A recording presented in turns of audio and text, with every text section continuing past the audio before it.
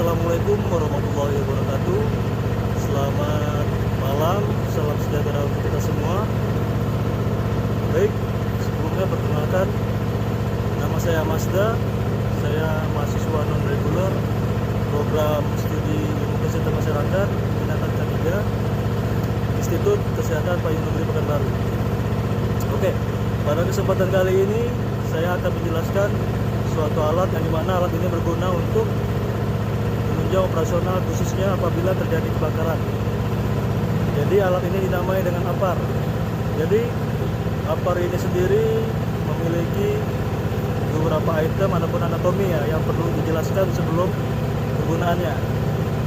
Jadi oke, langsung saja. APAR itu terdiri dari yang pertama tabung ataupun tubnya ya. Jadi tabung ini berfungsi untuk wadah dari isi APAR tersebut. Karena APAR banyak versi ataupun varian dalam bahan pemadam apinya itu. Tapi di sini fokusnya ke powder ataupun tepung ya. Jadi tepung itu berguna untuk memadamkan api apabila dikeluarkan dari isi tabung ini. Jadi lanjut ke bagian ini yang saya pegang. Jadi yang saya pegang ini adalah hose. Hose ini adalah selang ya. Jadi selang ini berfungsi untuk mengalirkan isi APAR dari tabung untuk keluar. Dan lanjut untuk yang dicorongnya ini disebut dengan nozzle. Jadi nozzle ini seperti mulut, dari mana untuk mengeluarkan atau mengalirkan ya, kurang lebih hampir sama gunanya, fungsinya seperti hose. Tapi kalau hose ini berguna untuk mengalirkan, dan untuk nozzle tersebut sendiri berguna untuk mengeluarkan. Ini mengalirkan, nozzle untuk mengeluarkan. Oke. Lanjut ke bagian yang saya tunjuk ini, yaitu namanya pressure gauge. Jadi pressure gauge ini berguna untuk kita mengetahui isi APAR ini apakah full, apakah normal sesuai standar atau kebutuhan yang isinya dari APAR ini, atau bahkan low atau sedikit maksudnya. Jadi dari sini kita mengetahui apakah APAR ini terlalu full, cukup, atau bahkan sedikit low gitu ya. Lanjut ke bagian fin. Nah, yang saya tunjuk ini. Oke, jadi pin ini berguna apabila memang saatnya digunakan alat ini. Pin ini wajib untuk dikeluarkan terlebih dahulu ataupun dilepaskan. Nah, apabila pin ini masih terpasang, maka handle tidak akan bisa ditekan. Oke, lanjut ke bagian handle ataupun tuas. Jadi tuas ini berguna untuk mengeluarkan ya, ataupun untuk menggerakkan bagian alat yang di dalam ini untuk merespon isi APAR keluar. Jadi kegunaan dari handle ataupun tuas itu seperti itu.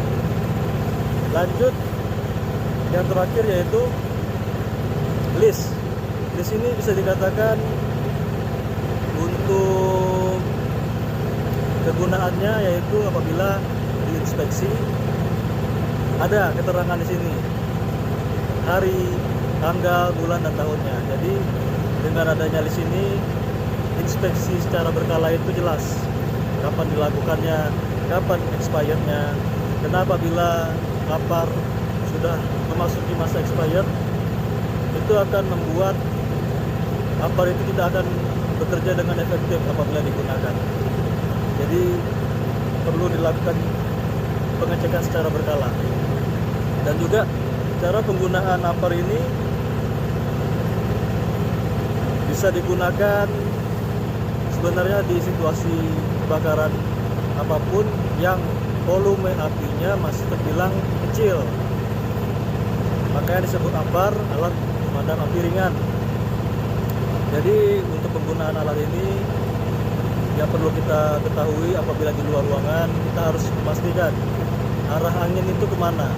Karena apabila arah angin berlawanan, itu akan membahayakan diri kita. Dan juga untuk efektivitas dari apar tersebut tidak efektif, karena yang harusnya fokusnya untuk mengarah ke api tapi karena berlawanan akan mental.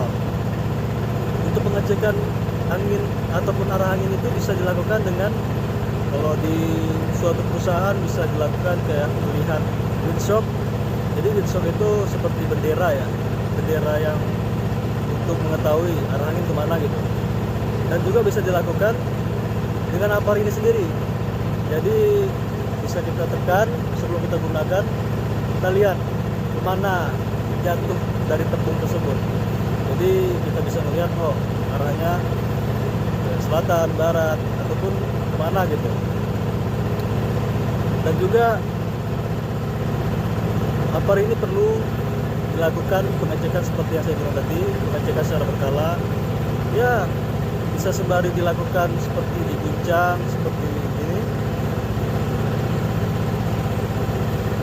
Dilakukan ya, misalkan entah seminggu berapa kali gitu. Yang jelas harus dilakukan agar tidak terjadinya penggumpalan isi apar di dalam tabung ini. Jadi apabila diperlukan, maka kejadian yang ya seperti penggumpalan ataupun macetnya apar tidak akan terjadi apabila dilakukan pengecekan atau inspeksi secara berkala. Oke, mungkin itu saja penjelasan dari saya tentang alat pemadam api ringan ini. Kurang lebih saya mohon maaf. Saya akhiri. Terima kasih.